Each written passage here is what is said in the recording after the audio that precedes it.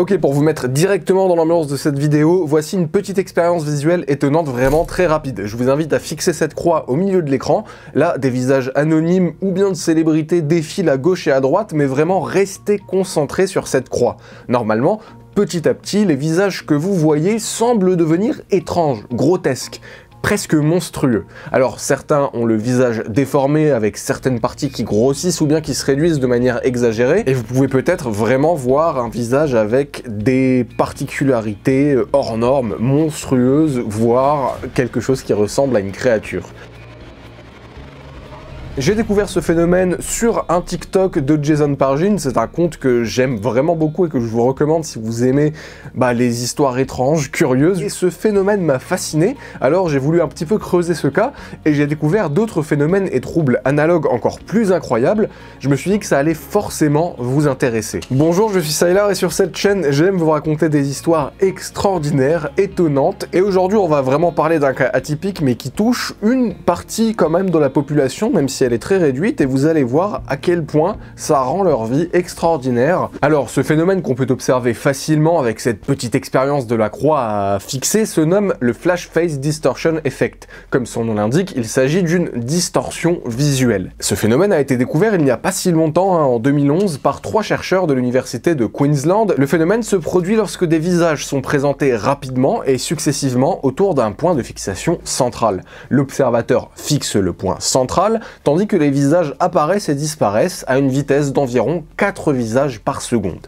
Alors, comment est-ce que ça marche concrètement? Eh bien, en fait, vous allez voir, c'est très simple à comprendre. Pendant cette expérience, notre cerveau compare les traits des visages qui défilent rapidement les uns après les autres. Et on remarque bien qu'au lieu de distinguer chaque visage séparément, eh ben, il va exagérer les différences entre les différents visages. Par exemple, si un visage a des yeux assez rapprochés et que le suivant a des yeux un peu plus écartés, notre cerveau accentue cette différence, ce qui rend les visages étranges et déformés en fait. En fait, c'est tout simplement dû à l'adaptation neuronale. Les neurones de notre cerveau s'ajustent rapidement pour traiter correctement les visages que nous voyons, sauf que dans ce cas-là, quand les visages changent un peu trop vite, eh bien ces neurones doivent se réadapter en continu, ce qui amplifie donc les différences et ça va déformer les visages, tout simplement parce que notre cerveau n'a pas le temps de correctement traiter chaque nouvelle information, c'est-à-dire chaque nouveau visage. Et la particularité ici, c'est que lorsqu'on fixe un point central, notre cerveau traite moins précisément les traits des visages en périphérie parce qu'il est concentré sur la croix au centre.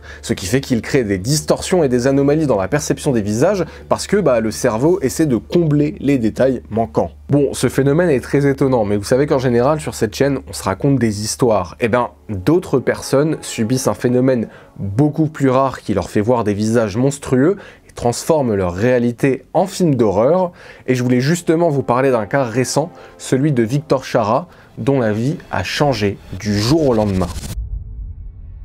Victor Chara est un ancien routier américain de 58 ans. Il mène une vie tout à fait normale jusqu'en 2020. Et puis, le 20 novembre 2020, d'un seul coup, Victor ne voit plus des êtres humains dans la rue, mais selon lui, il voit des démons.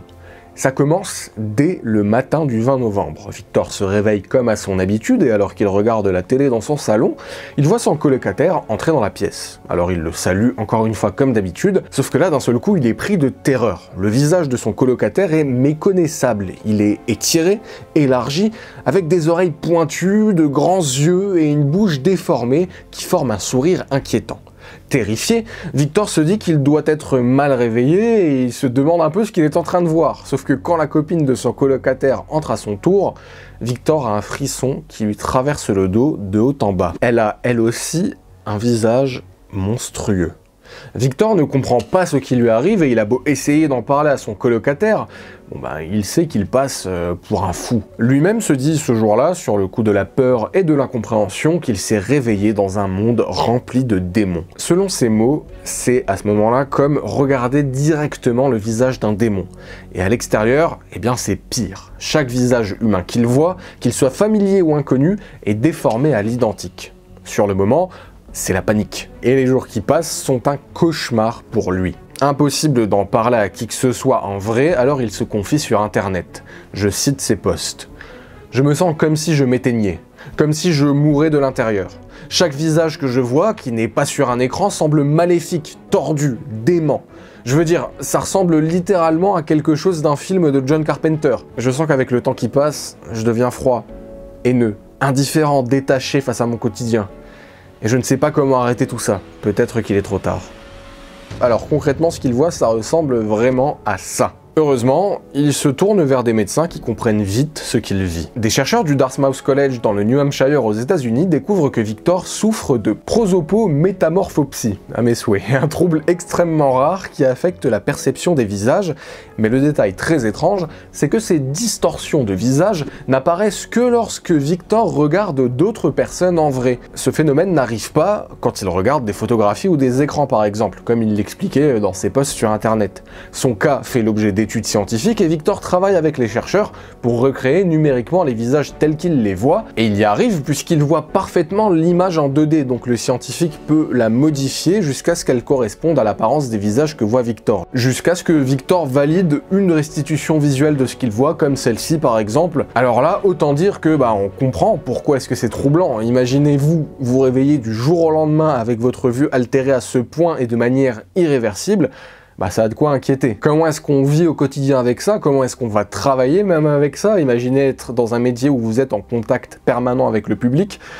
Bonjour les crises d'angoisse. Face à la condition de Victor, les chercheurs ne savent pas ce qui a précisément déclenché ce trouble, mais ils savent qu'il s'agit manifestement d'un dysfonctionnement dans la région du cerveau responsable de la reconnaissance des visages.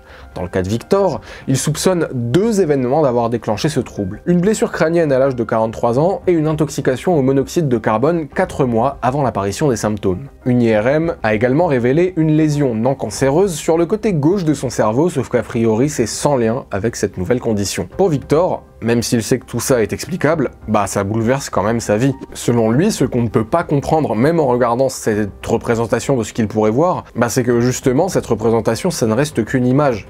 En vrai, pour lui, le visage déformé bouge, se tord, vous parle, fait des gestes faciaux. Et il explique que justement tout ça, ça le distance des autres inévitablement et qu'il a de plus en plus de mal à sociabiliser. Donc en découvrant son histoire, son cas m'a vraiment touché et je me suis demandé ce que ça faisait pour certaines personnes d'avoir littéralement le cerveau qui bug, puisque leur perception des autres personnes qu'elles voient est complètement modifiée. C'est très handicapant au quotidien et ça peut vite isoler la personne qui vit avec. Eh bien j'ai été étonné de découvrir dans un article de CNN autant d'autres exemples très étranges. Il y a par exemple un patient qui s'est vu retirer une tumeur du côté gauche de son cerveau et qui, suite à ça, s'est mis à voir le côté droit du visage de son médecin complètement changé. En fait, pour lui, il n'y avait plus qu'un trou à la place de son œil droit, il y avait une cavité à la place de sa joue et des dents sur la lèvre supérieure. C'est comme si la représentation normale d'un visage s'était complètement mélangée. Et le patient en a d'ailleurs fait un dessin que vous avez sous les yeux, et je trouve la représentation absolument cauchemardesque. D'autres ont décrit les visages comme, je cite l'article, des horloges dans une peinture de Dali ou encore changeant de manière kaléidoscopique. Certains disent même qu'ils ont vu des yeux qui sortaient du crâne de leur interlocuteur et qui tournaient devant eux, et il y en a même qui voyaient un 3e œil au milieu du front des gens. De quoi rappeler d'ailleurs beaucoup de représentations mystiques autour du 3e œil. Et un autre exemple incroyable mais vrai, aux Pays-Bas, il y a une femme de 52 ans qui voit littéralement des têtes de reptiles et de dragons à la place des visages humains de ses interlocuteurs, et ça depuis l'enfance. Selon le docteur français Marc Gozlan qui s'est intéressé à son cas, elle voit les visages qui se transforment progressivement en têtes de dragon plusieurs fois par jour, et ils sont parfois d'ailleurs totalement déformés. Ils s'assombrissent et s'allongent, les oreilles deviennent pointues avec un nez énorme et de grands yeux brillants, jaunes, verts, bleus ou encore rouges. La peau du visage, pour elle, change et va jusqu'à ressembler à celle d'un reptile. Imaginez vivre ça, on pourrait se dire que les reptiliens contrôlent réellement le monde en secret. Non, vraiment, c'est effrayant comme phénomène. Et comme si ça ne suffisait pas, tout ça s'accompagne pour elle d'hallucinations visuelles pures où elle voit des têtes de dragons se diriger vers elle en sortant des murs, des prises électriques ou encore d'un écran d'ordinateur.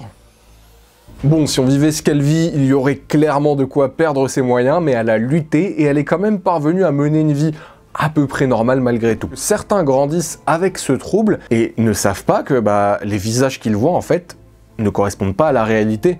Pour eux, la réalité que tout le monde voit, c'est notamment ça. Leur réalité, les autres êtres humains, ce sont des visages étranges, absurdes, grotesques. En tout cas voilà, vous voyez que tous ces exemples font partie du trouble dont souffre Victor, la prosopométamorphopsie. Et il y a moins d'une centaine de cas répertoriés dans la littérature scientifique publiée à ce jour. Cela veut donc dire qu'il y a probablement beaucoup plus de personnes qui vivent avec cette condition sans forcément le savoir. Résultat, les chercheurs ont continué de creuser et ont découvert qu'effectivement, beaucoup de personnes autour du monde qui vivent avec cette condition ignorent que d'autres personnes vivent la même chose. Ils pensent être des cas uniques pour qui la science ne peut rien. Et d'ailleurs, parfois, les symptômes diminuent et disparaissent avec le temps, juste comme ça. Alors pourquoi est-ce que je trouve ce sujet absolument fascinant? Eh bien déjà parce que ça me rappelle, à une échelle évidemment bien moins répandue, la paralysie du sommeil, qui est un trouble du sommeil qui fait que beaucoup de personnes se réveillent parfois pendant la phase des rêves, qui est la phase du sommeil paradoxal, et ces personnes vont être incapables de bouger, ils vont avoir un sentiment de terreur vraiment très intense, et vont parfois faire des hallucinations auditives ou visuelles avec plusieurs archétypes identifiés. Eh bien, il y a quelques années, vous étiez énormément à m'envoyer vos témoignages par email quand je faisais beaucoup de vidéos à ce sujet, et certains d'entre vous me disaient ne pas savoir ce que c'était, ou bien que d'autres gens en faisaient l'expérience avant d'avoir pris connaissance de ce phénomène. Et même si ça reste bien connu, certains me témoignaient même que leur médecin ne connaissait pas ce trouble du sommeil, et pensaient donc que leurs patients pouvaient souffrir de troubles psychiques. Eh bien, c'est exactement ce qu'il se passe avec la prosopométamorphopsie. Antonio Vitor Reis Goncalves Melo, auteur principal de l'étude scientifique à ce sujet, déclare justement que parce que ce cas est peu connu, des gens qui en souffrent peuvent être diagnostiqués à tort comme ayant des troubles hallucinatoires similaires et sont donc mis sous des traitements qui n'ont absolument rien à voir, comme des antipsychotiques par exemple, à cause d'une erreur de diagnostic.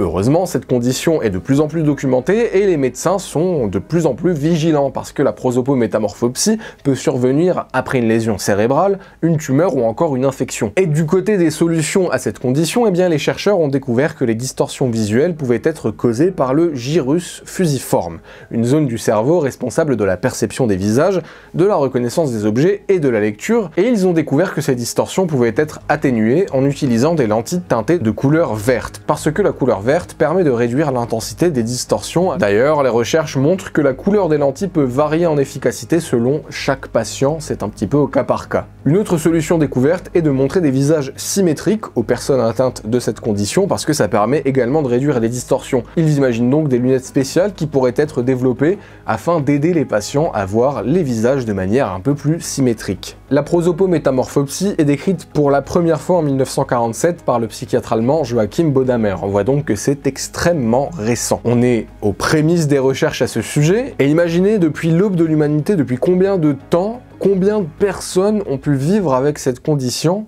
sans savoir ce que c'était, en se croyant fou, en croyant être soudainement dans un monde rempli de démons, de créatures malfaisantes. Et c'est aussi pour ça que je me suis intéressé à ce sujet, parce que ça rejoint les grandes thématiques de ma chaîne. Si vous avez regardé mes playlists dédiées notamment aux légendes urbaines et au folklore, vous savez que j'aime particulièrement étudier la dimension fantastique du monde qui nous entoure, m'émerveiller autour de ça.